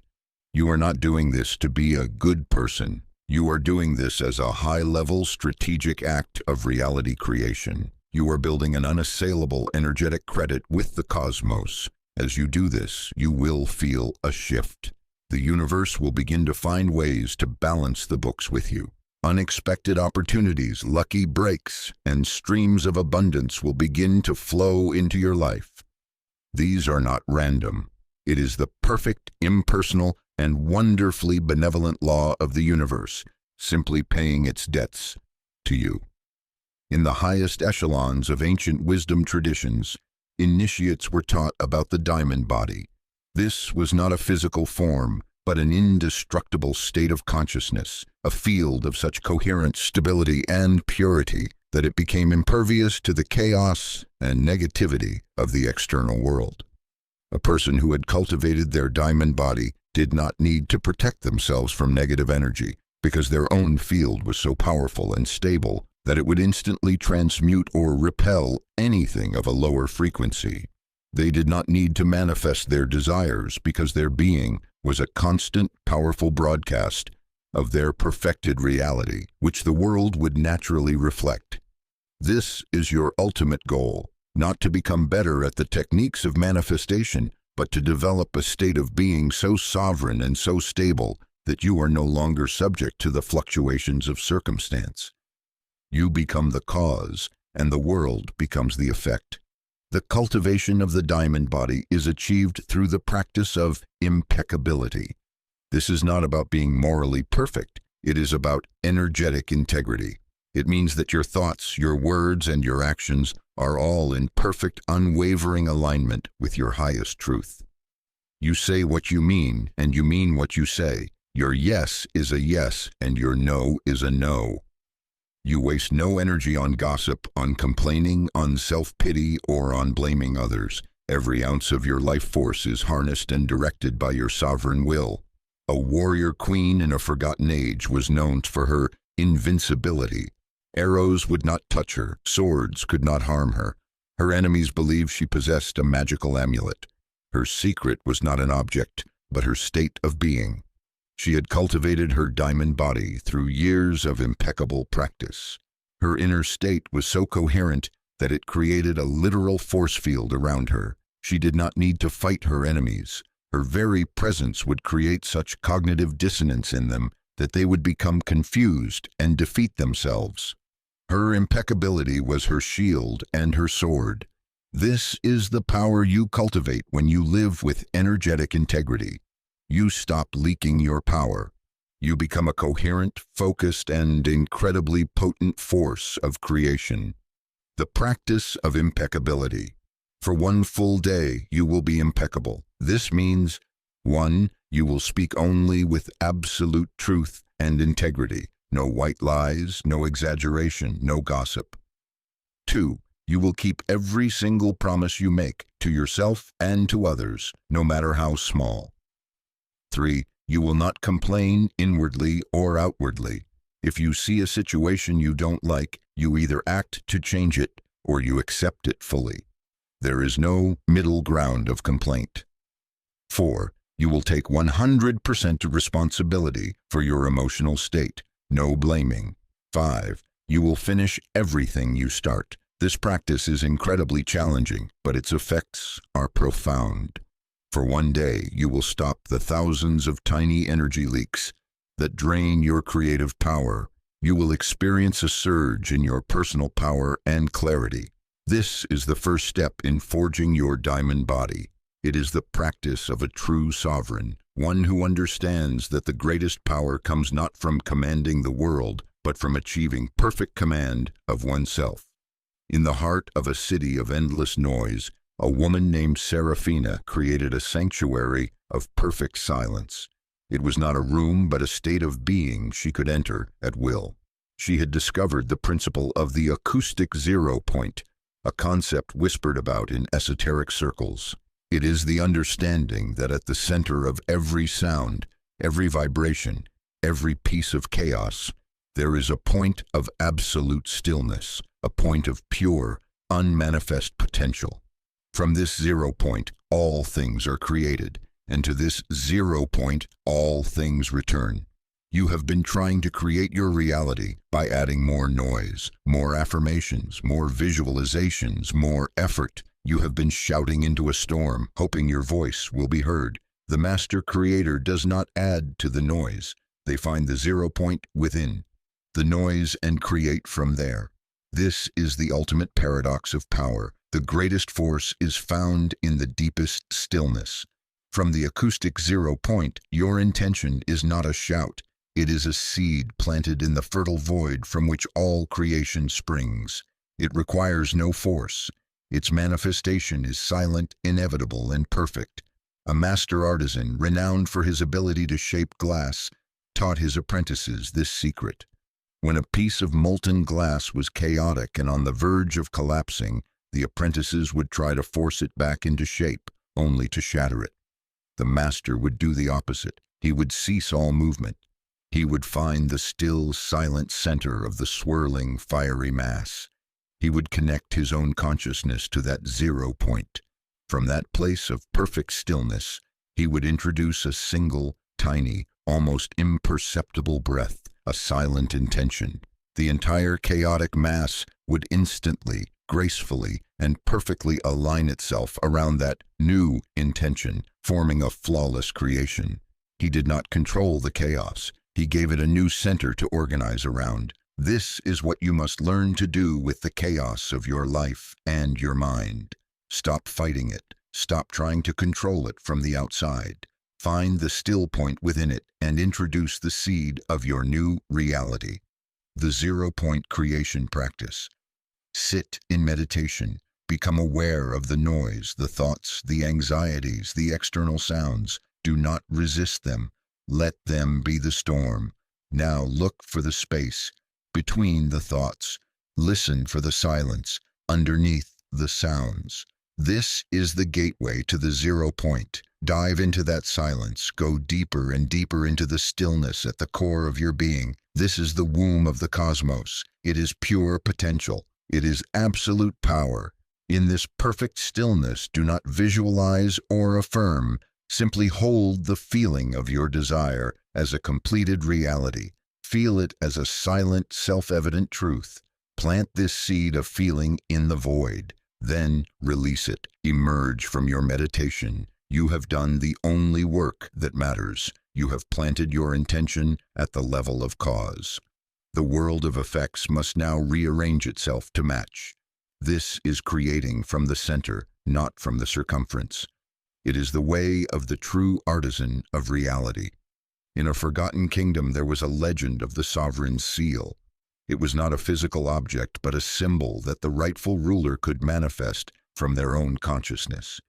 This seal was an energetic signature of such power and authority that when it was mentally stamped upon a desire, the universe treated that desire as a royal decree, a non-negotiable command to be fulfilled immediately. The seal was the ultimate expression of a consciousness that knew its own divine right to create. It was not a tool for begging or asking. It was the final, definitive act of a sovereign will. The ability to form this seal was the final test for any prince or princess. They had to release all doubt, all sense of unworthiness, all belief that power lay outside of them. They had to fully and completely step into their identity as a divine creator in human form. This is your final initiation. You have moved from asking to commanding, from being to knowing. Now you must learn to seal your creations, to mark them with the indelible stamp of your sovereign authority, making them an immutable fact in the fabric of reality. A young queen, newly ascended to the throne, found her kingdom beset by famine and strife. Her advisors urged her to raise taxes, to conscript armies, to make desperate alliances, to operate from the old paradigm of struggle and force. The queen, however, had been trained in the mystery of the seal. She retired to her chambers. She did not plead with the gods or bargain with fate. She entered a state of profound communion with her own sovereign self. She brought to mind the reality she chose, a kingdom of vibrant health, overflowing granaries, and joyful peace. She held this vision not as a hope, but as a present fact. Then she formed the sovereign seal in her mind, a symbol unique to her soul, a fusion of a crown and a heart, glowing with golden light. With a single powerful act of will, she mentally stamped this seal upon her vision. She felt a click, a sense of absolute completion, as if a great cosmic ledger had just been irrevocably signed and closed. She opened her eyes. The work was done. In the coming weeks, the kingdom transformed. A forgotten aqueduct was discovered, bringing water to the fields. A long-lost trading partner sent emissaries seeking an alliance. The strife among her people dissolved into a new spirit of cooperation. The events seemed like a series of fortunate miracles, but the queen knew they were simply the ripples of a single powerful cause, her sealed sovereign decree. The sealing of the decree. This is not a daily practice, but a sacred act to be used when you have achieved a state of absolute clarity and certainty about a major creation. 1. Enter your throne of consciousness. Achieve the state of unwavering sovereign knowing. 2. Bring your desired reality into your mind's eye. See it, feel it, know it as a present, completed fact. 3. Ask your soul to reveal to you your personal sovereign seal. It will be a symbol that represents your unique divine power. Trust the image that appears. 4. With a powerful, focused act of will, superimpose this glowing seal upon your vision. As you do this, say inwardly or outwardly, by my sovereign will as a divine creator, this reality is now sealed. It is done. It is law. 5. Feel the finality of it. The deal is closed. The book is written. There is no more work to do, no need to check on it, no need to reinforce it. You have stamped it with the authority of the cosmos itself. Release it completely and go about your life, living from the reality of its completion. This is the ultimate act of creative power. It is the moment you cease being a student of the laws and become a living embodiment of the law itself.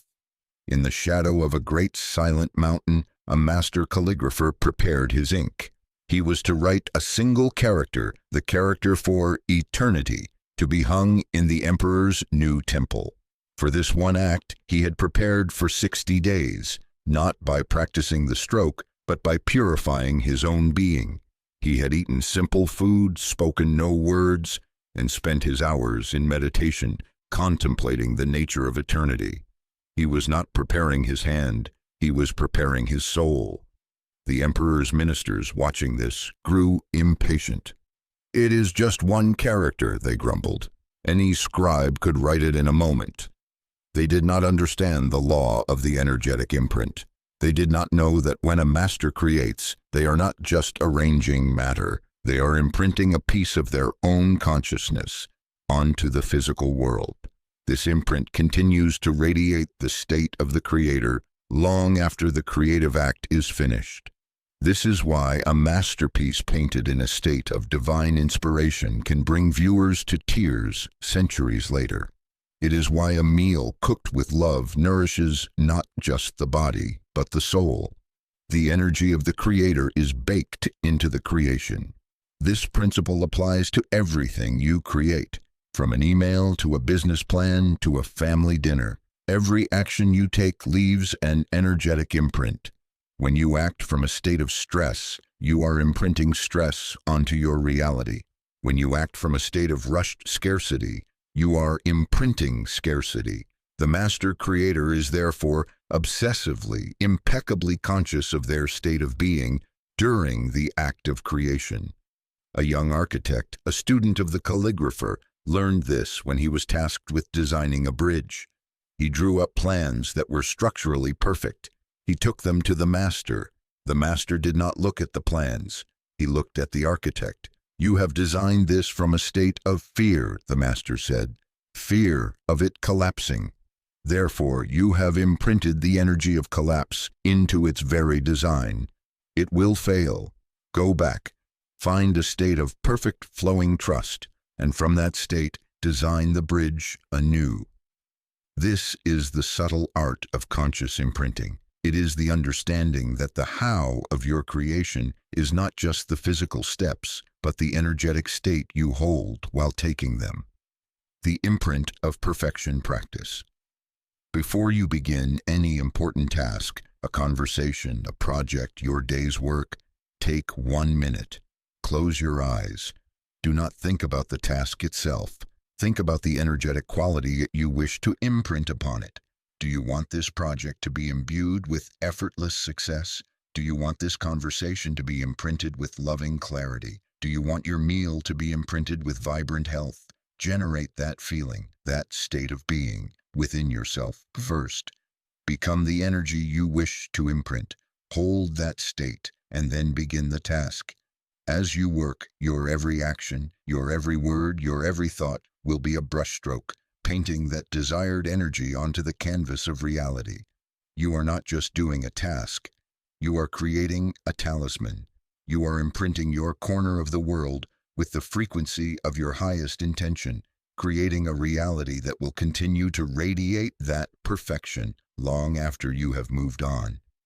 In a kingdom where the currency was not gold but light, the true measure of a person's wealth was the radiance of their aura, the coherence and brilliance of their energetic field. The poor were those whose fields were dim, chaotic, and leaky. The wealthy were those whose fields were bright, stable, and self-sustaining. The kingdom's sages taught a simple truth. Your external reality is a direct consequence of the integrity of your personal energy field. You cannot attract a brilliant reality if your own light is dim. Therefore, the most important creative work you will ever do is not on your goals or your desires, but on the vessel that creates them, your own energy body. You have been living with energetic leaks. Every time you engage in gossip, you create a tear in your aura. Every time you complain, you open a valve and release your vital force.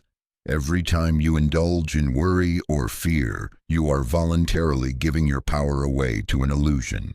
A person who is constantly complaining about their lack of money is like a person trying to fill a bucket with holes. The more they pour in, the more drains out. The solution is not to pour more in, it is to patch the bucket. A blacksmith named Kale was the strongest man in his village, yet he was always tired and his business was failing. He could forge magnificent swords, but he spent his evenings in the tavern, complaining about the king and gossiping about his neighbors. He was a powerful furnace, but he left all the doors and windows open and all his heat escaped. An old woman, a master of energy, saw his plight. "You have the fire of a dragon," she told him, "but you have the discipline of a leaky bucket. Stop complaining for 1 month. Stop gossiping for 1 month. Seal your furnace, and you will have enough fire to reforge your entire world." Kyle, desperate, tried it. The first week was agony. He realized his entire way of relating to the world was through complaint and criticism, but he persisted. By the second week, he felt a new strength, a quiet power building within him. By the end of the month, he was a different man. His energy was his own. His focus was laser sharp. His business flourished, not because he worked harder, but because he was no longer wasting the power he already had. The energetic seal practice. This is a 24-hour fast, but you are not fasting from food. You are fasting from the 4 main sources of energy leakage.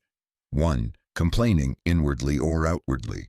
2. Gossiping or speaking ill of anyone, including yourself. 3. Indulging in worry or fear about the future.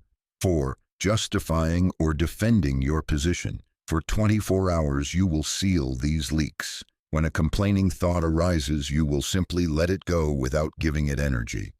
When the urge to gossip appears, you will choose silence. When fear arises, you will bring yourself back to the present moment. When you feel the need to be right, you will let it go. This will be one of the most difficult and most rewarding days of your life. You will be taking back your power. You will be patching your bucket. At the end of the 24 hours, you will feel a level of personal power, clarity, and presence that is the true foundation of wealth. You will have taken the first step to building a brilliant, coherent, and attractive energy field, the source of all true abundance. In the heart of a cosmic nebula, where new stars are forged, there is no struggle, no effort, no process. There is only a critical mass. When enough interstellar dust and gas gather in one place, their collective gravity reaches a tipping point, and a star ignites, spontaneously, inevitably. The birth of a star is not a linear event. It is a quantum leap. Your manifestations operate under the same cosmic law. You have been taught to build your desires, step by step, to push them forward with continuous effort. You have been living in the illusion of the linear process. The master creator understands the principle of critical mass. They know that the key to manifestation is not to apply continuous force, but to accumulate a sufficient mass of focused, coherent energy until a tipping point is reached, at which point the manifestation ignites into physical reality, spontaneously and effortlessly. The energy you are accumulating is your belief, your focus, your emotional alignment, and your embodiment. Every moment you spend in the state of your wish fulfilled adds to this critical mass. Every time you doubt, worry, or check for results, you dissipate the energy. You scatter the stardust.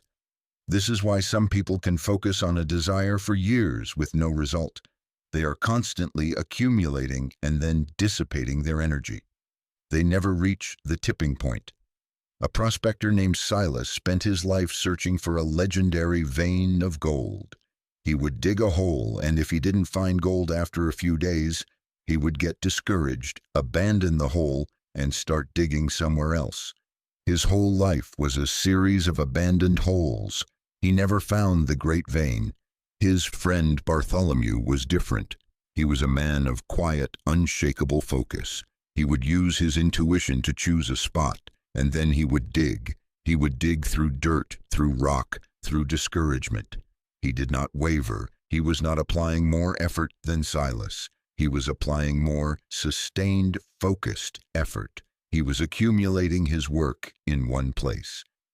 Inevitably, Bartholomew would strike gold. He had achieved critical mass. Your focus is your shovel. Your belief is your persistence. The quantum field is the ground. You must stop digging shallow holes all over the place. Choose your desire. Choose it with the certainty of a master prospector, and then begin to accumulate your energy. The accumulation of being practice. This week, your only goal is to achieve critical mass for a single desire. This means you will commit to the following. 1. You will spend time each day in the feeling state of the fulfilled desire, adding to your energetic mass.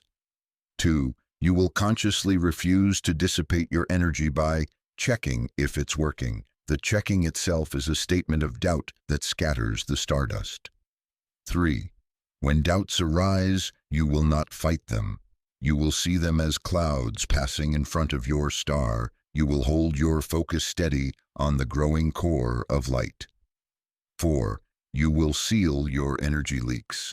You will not talk about your desire. You will not seek validation. You will hold the energy within, letting it build, letting it concentrate. You are no longer trying to make it happen. You are patiently, persistently, and powerfully accumulating the energetic mass that makes its appearance inevitable. You are not building a sandcastle that the next wave will wash away.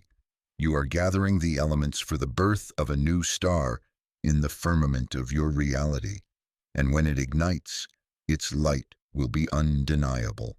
In the final, unwritten chapter of every sacred text, there is a truth that can only be lived, not taught. It is the realization that the Creator and the creation are not two but one. The journey of manifestation, the path you have been on, is ultimately a journey back to this fundamental unity. You began by asking, then learned to command. You moved from thinking to being, from seeking to knowing. You have learned the laws, the principles, the techniques, but the final step is to let them all go. The final step is to realize there is nothing to manifest because you are and have always been everything. The universe is not a separate entity that responds to you. The universe is you responding to yourself. The reality you experience is a feedback loop of your own consciousness. When this is realized, not as an intellectual concept, but as a lived moment-to-moment truth, the entire paradigm of manifestation dissolves. A river does not manifest its flow to the sea. A sun does not manifest its own light. It simply is what it is, and its nature expresses itself without effort or intention. This is the state of divine indifference. It is not a state of apathy or carelessness.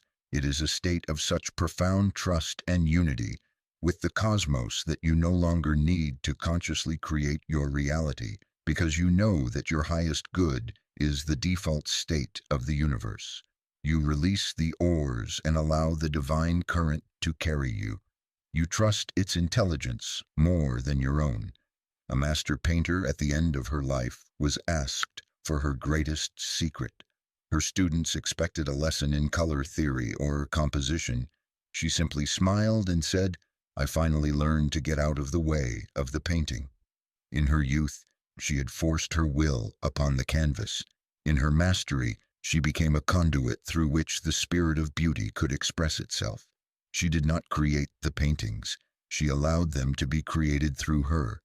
This is your final graduation. It is the release of the identity of the manifester, the creator, the commander. These were all necessary roles on the journey, but they are still rooted in a subtle sense of separation. The final state is one of pure, surrendered, joyful co-creation. You do not worry about your desires because you know that the same intelligence that spins the galaxies is handling the details of your life. Your only job is to stay in a state of love, trust, and openness. The practice of getting out of the way. Today you will set no intentions, you will speak no commands, you will do no techniques. Your only practice is to meet every single moment with the simple phrase, "This is for my highest good." The driver who cuts you off in traffic, "This is for my highest good." The unexpected bill, "This is for my highest good." The sudden brilliant idea, "This is for my highest good." The beautiful sunset, "This is for my highest good." By doing this, you are relinquishing the ego's need to control, to judge, and to understand. You are surrendering your small plan for the universe's grand design. You are stepping out of the role of the strenuous creator and into the graceful dance of the divine co-creator. This is true freedom. This is true power. It is the knowing that you are so completely one with the flow of life that you no longer need to direct it. You are the flow, and it is carrying you perfectly and effortlessly to a reality more magnificent than your mind could ever have commanded. In a temple carved from living moonlight, a final rite of passage awaited the adept. It was called the shattering of the mirror. Throughout their training, the adept had learned to polish the mirror of their reality, to command new reflections, to become the master of their own perceived world. But the final test was to break the mirror entirely. The master of the temple would lead the adept to a perfect silvered mirror. "For years you have worked to create a beautiful reflection," the master would say. "Now you must realize that you are not the reflection. You are not even the one looking in the mirror. You are the empty space in which the mirror and the reflection appear. You are the awareness itself." The adept would then be given a hammer and instructed to shatter the mirror. This act was symbolic of the final liberation, the release from the need to see your perfection reflected back to you. It is the shift from a consciousness that creates reality to a consciousness that is reality. As long as you need the mirror of the world to show you that you are abundant, you are still bound to the mirror. As long as you need external validation for your inner state, you are a servant to the reflection. The truly sovereign being does not need the mirror because they have become the knowing itself. They are abundant whether their bank account reflects it or not. They are love whether they are in a relationship or not. Their state is unconditional. And because their state is unconditional, the universe, the mirror, will eventually have no choice but to show them a perfect reflection. But by then, they no longer need to look. A poet, after years of seeking fame, finally achieved it. His books sold millions. He was praised by critics, but he was miserable. The reflection was beautiful, but he was still the same anxious man looking in the mirror. He abandoned his fame and went to live in a simple hut by the sea. He stopped writing for an audience. He wrote for the sea, for the sky, for himself. He found a joy and a peace that his fame had never given him. Years later, a young publisher found his forgotten seaside poems. They were published and became his most beloved, enduring work. He had shattered the mirror of public opinion and, in doing so, had created his most beautiful reflection. He had found the freedom of not needing the reflection to be whole. This is the final freedom, the shattering of the mirror practice. Sit in quiet meditation. Bring to mind your greatest desire, the one you have been working to see reflected in the mirror of your world. Now, in your mind's eye, see it manifested perfectly.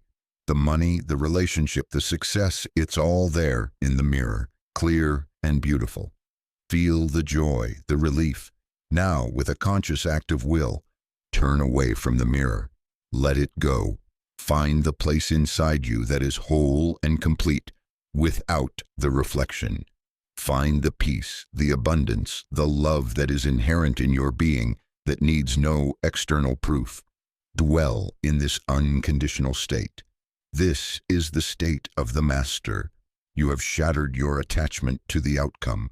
You have found the wealth that exists before the money, the love that exists before the partner, the success that exists before the achievement. From this state of profound unconditional wholeness, The universe will rush to bring you the reflections, but they will come as gifts, as joyful additions to your already complete world, not as something you desperately need to validate your existence. You are no longer the reflection. You are the light itself. In the heart of an infinite, silent void, a single point of light ignites. It does not come from anywhere. It does not have a cause. It simply is. From this single point, all of creation unfolds. Galaxies, stars, worlds, you. You are not a product of this creation. You are the point of light from which it originates. This is the Genesis principle. It is the ultimate truth of your being. You are not in the universe. The universe is in you. The entire cosmos is a projection from the singular, dimensionless point of your own divine consciousness. For lifetimes you have lived in the projection, believing it to be real, identifying with the characters and the scenery of the dream. You have been the actor, lost in the play. The journey of awakening is the process of remembering that you are not the actor, not the stage, not even the playwright. You are the silent awareness in which the entire play is unfolding. When this is understood, the need to manifest ceases. How can you manifest something when you are the source of all things? It would be like the ocean trying to manifest a wave. The act of trying creates a separation that does not exist. The power you have been seeking is the power you have been using all along to create the illusion that you are powerless. The reality you have been struggling against is the reality you have been projecting with unwavering, unconscious perfection. A lucid dreamer, while dreaming, believes the dream world is real. The tiger chasing them is terrifying. The treasure they find is exhilarating. They are subject to the laws of their dream. But the moment they become lucid, the moment they realize, I am dreaming, everything changes. They are no longer a victim of the dream. They are its master. The tiger is no longer a threat. It is a projection of their own mind that they can befriend or dissolve. The treasure is no longer an external object to be acquired. It is a symbol of an abundance that they can generate infinitely. The laws of the dream become fluid, subject to their conscious will.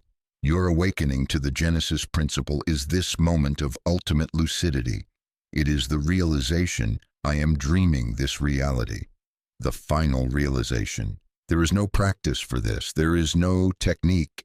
It is not something you can achieve through effort. It is a grace, a moment of spontaneous remembrance.